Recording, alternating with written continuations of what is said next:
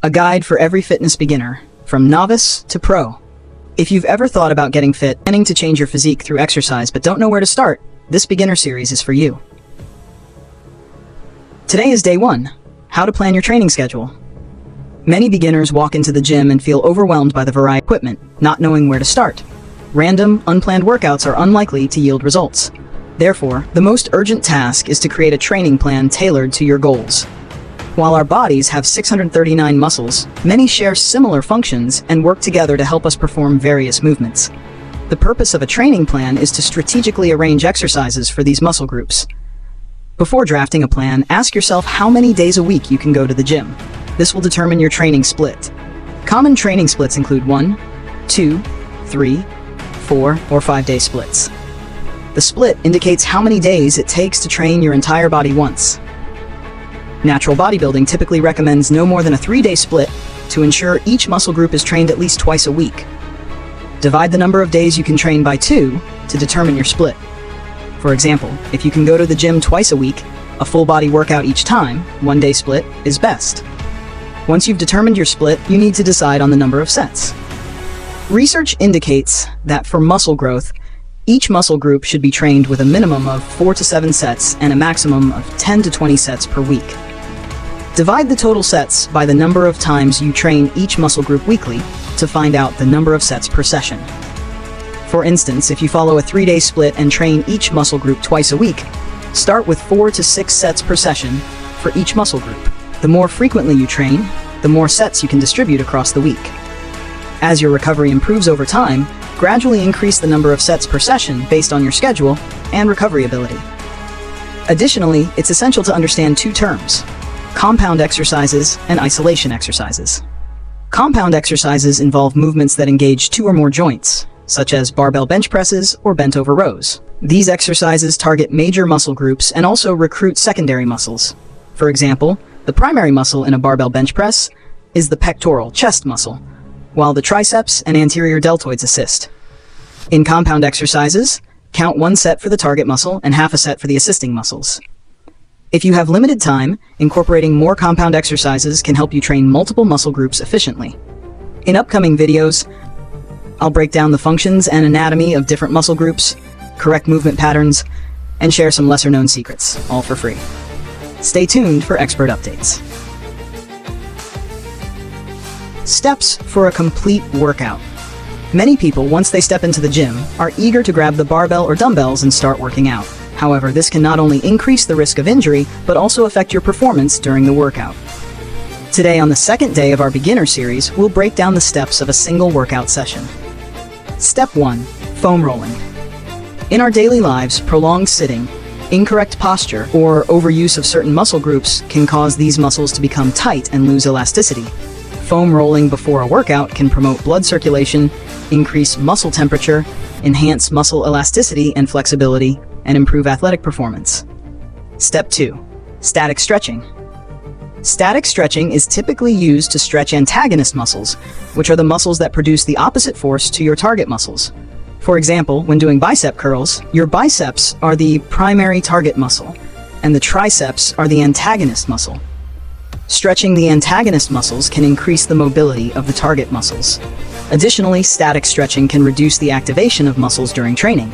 For instance, if you want to prevent your trapezius muscles from assisting when training shoulders, or prevent your quadriceps from assisting during glute bridges, you can stretch them for 1 minute before training. Step 3. Dynamic stretching. Dynamic stretching is also aimed at increasing muscle flexibility and mobility, but it involves active stretching of the target muscles.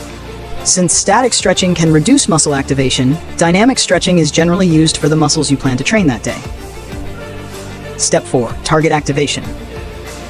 At this point, you can move into the strength training area. Target activation is best done with light compound movements, as these can also activate the assisting muscles. You can also start with the first exercise you've planned for the day. For example, if you're training chest, use an empty barbell for bench presses. If you're training back, use a light weight for lat pull-downs, or an empty barbell for bent over rows.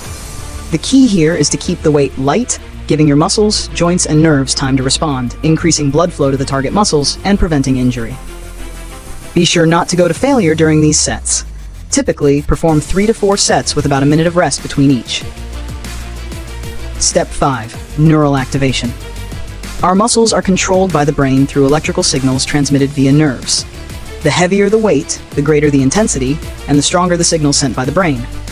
However, under normal circumstances, the brain tends to operate in energy-saving mode, reducing energy consumption. This means muscle fibers may slack off. For instance, if your biceps have 1,000 muscle fibers and can perform a movement with 500 fibers, they won't recruit 501. But our goal in training is to stimulate as many muscle fibers as possible. This step involves using relatively heavy weights to stimulate the nerves, releasing stronger electrical signals, and recruiting more muscle fibers. However, the weight should be increased gradually, and you shouldn't go to absolute failure. Aim for an RPE, rate of perceived exertion, of 5 to 7. You can do 5 reps at 80% of your max in the first set, and 3 reps at 90% in the second set, with 3 to 5 minutes of rest between sets. After this heavy weight impact, your working set's weights and reps will slightly increase. Neural activation only needs to be done for the first exercise. After completing the above preparation, proceed to your working sets of strength training. This thorough preparation will ensure you have an excellent training session. In the next session, we will discuss how to structure your working sets for strength training. Stay tuned for more expert updates. How to arrange a complete strength training session. 1. Determine the primary muscles to train. For example, let's take a push day and a 3-day split routine. The primary muscles involved in push exercises are the pectorals, chest, anterior deltoids, front shoulders, and triceps. Determine the total number of sets.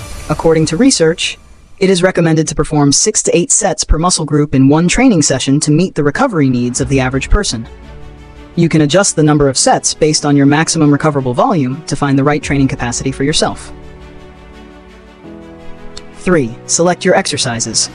For natural bodybuilding, muscle growth must be stimulated by high mechanical tension. Therefore, compound exercises should make up 75% of your training plan. Compound exercises save time by working multiple muscle groups simultaneously. However, in these exercises, some muscles act as secondary muscles, receiving less direct stimulation. For example, in the bench press, the chest is the primary muscle, while the triceps and anterior deltoids act as secondary muscles, counting as half a set each. Based on this research, we can create a table with a total of 4 exercises, 3 compound movements, and 1 isolation exercise. This volume is suitable for beginners. After a few months of training, you may find that your recovery capacity has improved. At this point, you can add or change 1 or 2 exercises to provide deeper stimulation to your muscles. If you still have energy after completing these exercises, you can add a few sets for your weak points or areas you want to enhance. However, avoid training the same muscle group the next day. 4. Exercise arrangement example for push day. Here's an example for a push day training session. 1. Bench press chest, 3 sets. 2. Overhead press shoulders, 3 sets. 3. Tricep dips, triceps, 3 sets. 4. Chest flies, isolation for chest, 2 sets. Training tips. To save time, you can alternate exercises that do not require the same muscles to work simultaneously. For example, alternate between tricep dips and lateral raises. After completing 1 set of tricep dips, rest for 1 minute, then perform a set of lateral raises, rest for another minute, and continue. This way, both muscle groups get over 2 minutes of rest without compromising the recovery for the next set. Important notes: it's best to alternate 2 isolation exercises because compound movements require not only muscle recovery, but also cardiovascular recovery. Alternating 2 compound movements might lower the quality of the next set. By following these steps, you can ensure a well-structured and efficient strength training session. I hope this guide helps you in your fitness journey.